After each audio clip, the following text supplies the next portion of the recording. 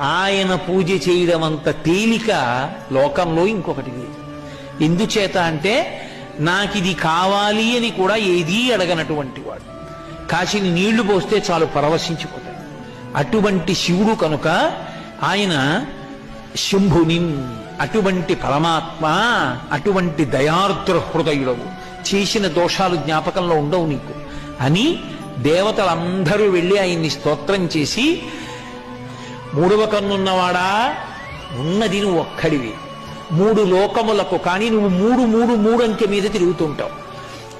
మూడు లోకములకు, మూడు లోకాలు, పైలోకాలు, మధ్యలోకం, కింద లోకాలుగా ఉండేవాడు ఆయనే.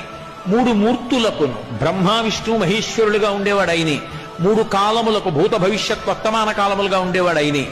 కాబట్టి మూడుగా కనపడి మూడు కాదు ఒక్కటిగా ఆఖరికి జ్ఞానంలో తెలియబడేవాడివి నువ్వే.